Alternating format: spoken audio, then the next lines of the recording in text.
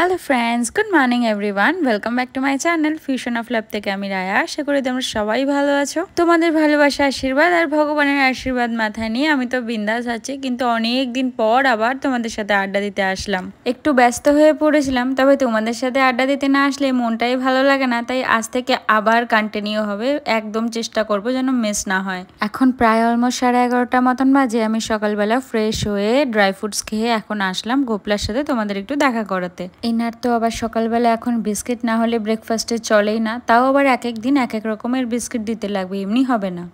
চলো just ready হলাম। কালকের কাজটা যেটা, পরশু দিনের কাজটা যেটা পেন্ডিং ছিল সেটা আজকে করব, কারণ না হলে তো হবে না, আজকে বেরোতেই হবে। আর আমার রেডি হওয়া, যেমন রেডি হওয়া দেখছো সেরকমভাবেই বেরোচ্ছি, কারণ এর থেকে বেশি কিছু করে পরে বেরোনোর মতন এখন আমার ক্ষমতা নেই। তো এখন আজকে বাইরে রোদটা একদম নেই মানে একদম নেই। তাই আর সানস্ক্রিন আর ওইদিকে সানগ্লাস এত কিছু দরকারও নেই, বেরোই, কারণ এসে কাজ করতে হবে। অলরেডি অনেকটা লেট, অনেকটা। আজকে আমি জানি না কেন ঘুম থেকেই উঠতে পারছিলাম না, মানে মা এত ডেকেছে সকালবেলা। কালকে আমি অনেক ভোরের দিকে ঘুমিয়েছি, প্রায় 4:30 বাজে তখন ঘুমিয়েছি, এই জন্যই মানে ঘুম থেকে উঠতে পারিনি। এখন প্রায় অলমোস্ট 12টা মতন বাজে। আমি ঘুম থেকে উঠেছি আজকে কটায় জানো? 11টার সময়। মা স্নান টান করে এসেছে, মা আজকে নিচে পুজো দিয়ে দেবে, উপরে পুজো দিতে চলে গেছে অলরেডি ছোটো মা। আমি এখন যাচ্ছি আমার কাজটা করতে, কাজটা করে এসে তারপর তোমাদের সাথে মিলছি, কারণ রাস্তায় যেতে যেতে তো কথা বলতে পারবো না, কারণ আমার যে সঙ্গী তাকে নিয়ে যাব, আর তার সাথে গাড়ি চালাতে চালাতে তোমাদের সাথে কথা বলতে বলতে যেতে পারবো না। তো চলো বেরোই, বাই।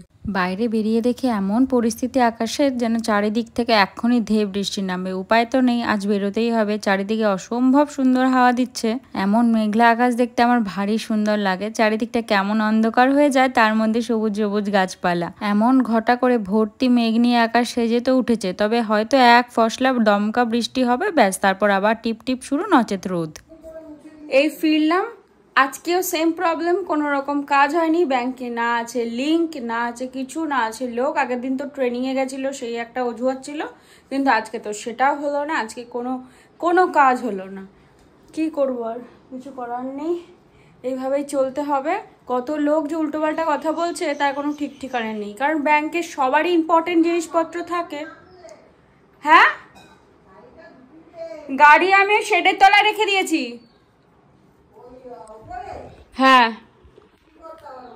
এই যে গোপলা স্নান টান করে সমস্ত কিছু করে রেডি হয়ে গেছে। তার বিস্কিটটা যে পড়ে রয়েছে, বিস্কিটটা এখন আমি খাবো। উড়িও বিস্কুট খায় নাকি আবার? সেজে গুজে মহারাজ রেডি। চলো, আজকে বললামই তো মাম নিচে পুজো দেবে। মা আজকে আমার ঠাকুরের ওই জায়গাটা পরিষ্কার করছে, তোমাদের একটু ঘুরিয়ে নিয়ে আসি।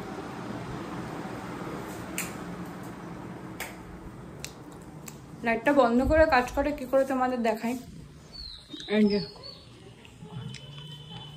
পুজো করছে এখন, পুরো এই জায়গাটাকে এখন পরিষ্কার করলাম, করে এখন পুজো দেওয়া হচ্ছে। ফুল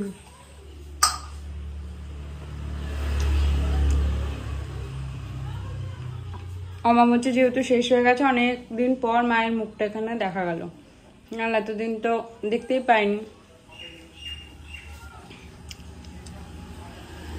মা জানাও, তুমি সব করেছো, একটা জিনিস করো নি, বড় মার মূর্তিটাকে ঘোরাতে ভুলে গেছো।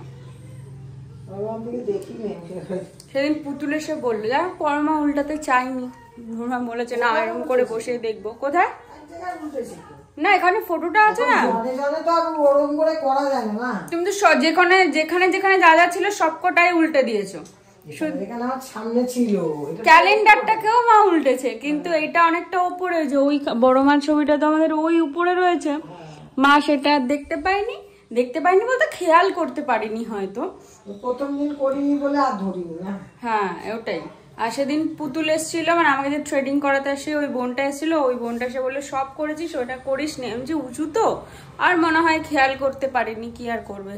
চলো একটুখানি বসি, মানে রোদ নেই তো কি হয়েছে, এত গরম, দেখো ঘেমে পুরো জল হয়ে গেছে। শুধু বাইরে যদি দাঁড়ানো যায়, একমাত্র বাইরের ওয়েদারটা বাইরে থেকেই ঠিকঠাক নেওয়া যাচ্ছে। ঘরে সেটা আর একদমই না, ঘরে একদম দেখো না ঘেমে নিয়ে একাকার হয়ে গেছে। একটু বসে তারপরে কিচেনে যাব। অলরেডি 12:30 বাজতে যায়, এখনো নাকি আজকে আমাদের রান্নাই চাপেনি। কি অবস্থা! চলো আর আড্ডা দেওয়া যাবে না, কিচেনে যাই। এদিকে মা এখন এখানে পুজো দেওয়া শুরু করেছে, ওইদিকে আমাদের গোপলাকে স্নান করিয়ে একদম রেডি করিয়ে বসানো হয়ে গেছে। অন্যান্য দিন তো মা বজরংবলীকে ফুল চড়িয়ে আর গীতাকে ফুল চড়িয়ে উপরে চলে যায়, তবে আজকে তো সেটি আর হচ্ছে না। আজকে তো আমাকে আর পুজো দিতে হবে না, মা পুজো সেরে ঠাকুরের নাম নিয়ে তারপরেই কিচেনে আসবে। এর মধ্যে তোমাদের আর কিচেনে না গিয়ে একবারে একটুখানি বাগানে নিয়ে চলে আসলাম। হঠাৎ করে দেখছি টুপটাপ করে শব্দ হচ্ছে আম পড়ার, আর কেউ ঢিল ছুঁড়ে টুপটাপ করে আম পাড়ছিল। মা অনেকক্ষণ থেকে ডাকাডাকি করেছে কিন্তু কেউ সাড়া দেয়নি, তাই বললো তুই গিয়ে একটু বাগান থেকে ঘুরে আয়, কে কি করছে একটু দেখেও আসবি। আমি এইদিকে রান্নাটা বসাই, তোর অসুবিধা হবে না, ততক্ষণ আমার পুজো দেওয়াও হয়ে যাবে। এই বৃষ্টিতে কি অবস্থা চারিদিকটা দেখো, কি মুষলধারে বৃষ্টি নেমেছে, আর আমি এসছি বাগানে এখন কে আম পাড়ছে সেটা দেখতে। আসলে কাকা মনে হয় কাউকে আম পাড়ার জন্য দায়িত্ব দিয়েছে, তারাই গাছে উঠে আম পাড়ছে, ঢিল ঢুল মেরে কেউ আর আম নিচ্ছে না। এই কিচেনে চলে এসেছি আজকে রান্না বান্না করতে, তবে আজকে রান্না বান্না এত লেট কখনো আমাদের রান্না কি শেষ হবে জানি না।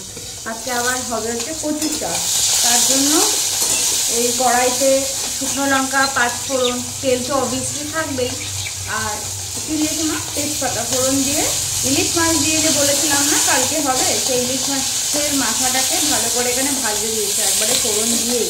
এটা ভাজা ভাজা হোক, তারপর মা অলরেডি কচুর শাক সিদ্ধ করে রেখে দিয়েছে। এখানে মা আজকে তো বললাম এই উপরে পুজো দিতে যায়নি, নিচেই পুজো দিয়েছে, তাই জন্য মা আজকে তাড়াতাড়ি সব কিছু হয়ে গেছে। এখন আদা কুচি করছে, কারণ আজকে মোচা হবে, কচুর শাক হবে, সবের মধ্যেই আদা যাবে, আর কিছুটা আদা মানে পেস্ট করে রেখেও দেবে। ও লঙ্কার বাটিটা বের করতে হবে মা, এই যে মোচা হবে হচ্ছে এই ডাল দিয়ে, এখানে মটর ডাল ভিজিয়ে রেখে পেস্ট করতে হবে। এখন পেস্ট না এদিকে মোচা অলরেডি সিদ্ধ করেও রাখা আছে, এটাও রাখবো। এদিকে ভাত তো বসেই গেছে, আর এদিকে যে কচুর শাক অলরেডি, এদিকে কচুর শাক অলরেডি সিদ্ধ করে মা রেখে গেছে। মা এইটুখানি, এই কচুর শাকটা এইটুখানি হয়ে যাবে, এত কম এনেছে কেন কচুর শাক বাবা?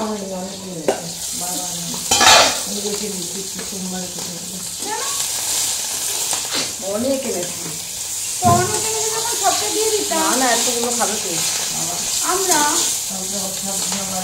তাতে কি হয়েছে, আসতেই হয়ে যেত সবকিছু।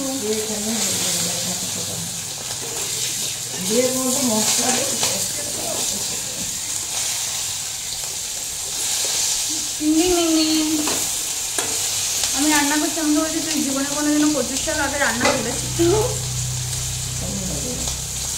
মশলা আর মাথা সমস্ত কিছু কষানো হয়ে গেছে, এবার ওই সিদ্ধ করা কচুর শাকগুলো দিয়ে দিচ্ছি। মা আগেই বলেছিল মশলা দিয়ে একবারে কষিয়ে তারপরেই কচুর শাক দিতে, কিন্তু আমি আবার সেরকম করে রান্না করতে ভালোবাসি না। কচুর শাকটা একটু মাথাটার সাথে মজে গেলে তারপর এখানে জিরে ধনে সমস্ত গুঁড়ো দিয়ে দিলেই ব্যাস হয়ে যাবে। চলো ততক্ষণে তোমাদের একটা ইন্টারেস্টিং জিনিস দেখা, একটু ছুপিয়ে দেখাতে হবে, না হলে উড়ে যাবে আবার। এই দেখো কোথায় চলে এসেছে খাওয়ার জন্য, আর যখনই দেখে ক্যামেরা খোলা তখনই উড়ে পালিয়ে যায় খাওয়ার জন্য। কোথায় এসে উঠেছে দেখেছো, এসে ডাকাডাকি করতে ডাকে, কখনো কখনো তো রান্নাঘরেও চলে যায় খাওয়ার জন্য। আসলে ওদের খাওয়াটা ভাত নয় এখন, সেটা আমি বুঝতে পেরেছি। বাবা একটা ওই সেওই ভাজা টাইপসের কিছু নিয়ে আসে, ওটাই ওদের খেতে দিতে হয়, কারণ মা কালকে ভাত দিয়েছিল এখানে, তারা সেটা খায়নি, অ্যাভয়েড করে চলে গেছে। পরে তারপরে সেখানে আবার সেওই ভাজা দেওয়া হয়েছে, তারপরে সেগুলো তারা খেলো, আর ওই ভাতগুলোতে কাঠবিড়ালি পাখি সেগুলো এসে খেয়ে নিয়েছে।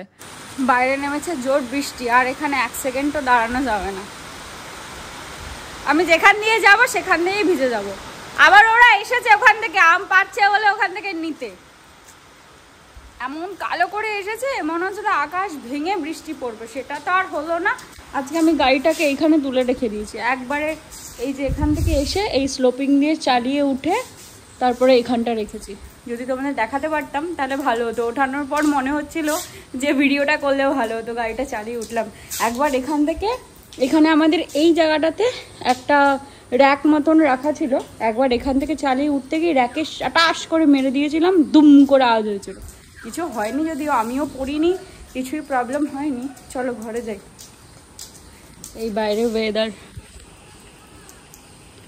এমন অদ্ভুত করে বৃষ্টি হচ্ছে, বৃষ্টিটা জোরেও হচ্ছে না, বৃষ্টিটা আসতেও হচ্ছে না, বৃষ্টিটা এরকম অদ্ভুতভাবে হচ্ছে। আর আকাশটা এত সুন্দর করে সেজে ওঠে এই সময়টা, পুরো একদম দেখে মনে হচ্ছে কোথায় না কোথায় একটা নীল সমুদ্র এরকম মনে হচ্ছে। বৃষ্টি চিটিস চিটিস পড়ছে, এই বৃষ্টিতে ভিডিও করলে ভালোই হতো, কিন্তু এখন আর ভিডিও করবো না। পাখির কিচিরমিচির ওইদিকে চলেই যাচ্ছে। বৃষ্টিটা ঠিকঠাকভাবে হচ্ছে না, বুঝলে তো কাকি, একবার জোরে হয় তো একবার আসতে হয়। দেখো উঠোনটাও এখনো ভেজে উঠতে পারিনি। ওরা আবার ওখানে দাঁড়িয়ে ছিল না, ওরা আবার আসলো, দেখলো বদনাম যখন কুড়াচ্ছি তখন কটা আমি নি, ওরা আবার এখান থেকে আসলো। হ্যাঁ, এদের কাছ থেকে এসে আবার কটা আম নিয়ে গেল পেরে পেরে। বলছে কি যে পাকা আম না কাঁচা আম, দেখি কটা পাকা আম দাও তো। কটা পাকা আম আবার ওদের ওখান থেকে নিয়ে গেল। হ্যাঁ, এই ঘরে আসলাম। ওরা পারছিল না মনে হয়, পারছিল। আরে না, আমি বলছি ওরা কি করেছে, ওরা ভেবেছে মানে ওরাও বুঝতে পারেনি, বুঝেছো, কেউ আম পারছে। তখন কেউ আম পারেনি, আম তো পাচ্ছে এখন।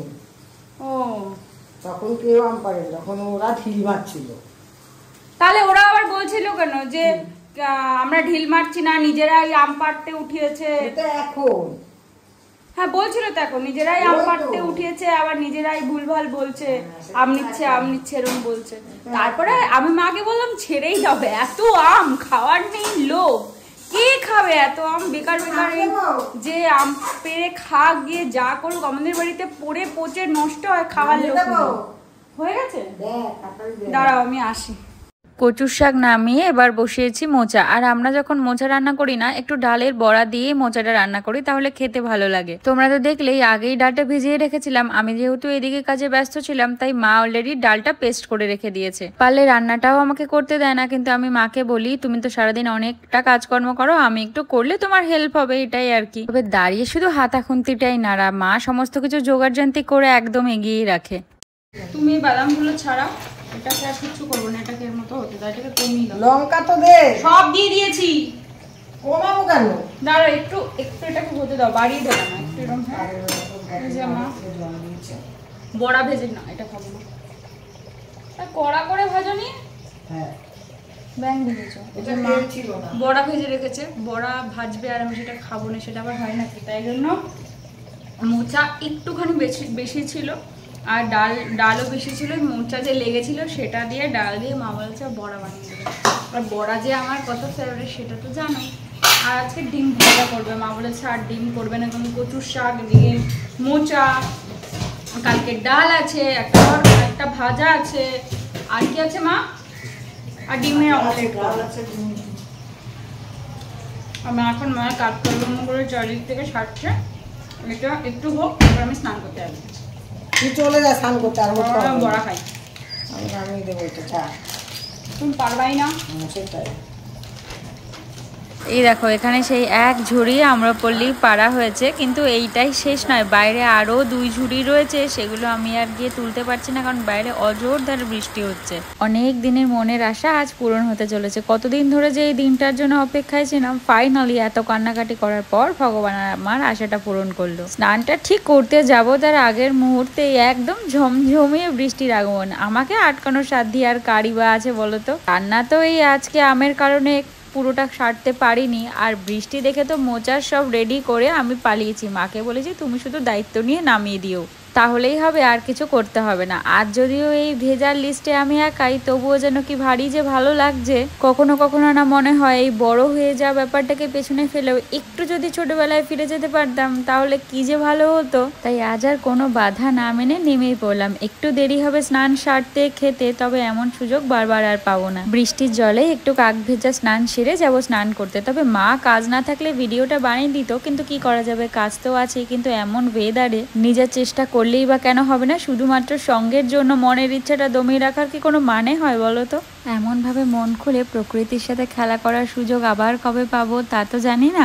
তখন অন্তত এই ফ্রেম বন্দি রাখা মুহূর্তগুলো দেখে তো নিজের চোখকে সার্থক করতে পারবো। তবে মাঝে মাঝে মনে হয় জানো তো, এত চিন্তা ভাবনা এত কিছু সবটাই যদি এই বৃষ্টির মতন হতো, এই আসতো আবার ফুরুত করে চলে যেত, তাহলে কতই না ভালো হতো বলো তো।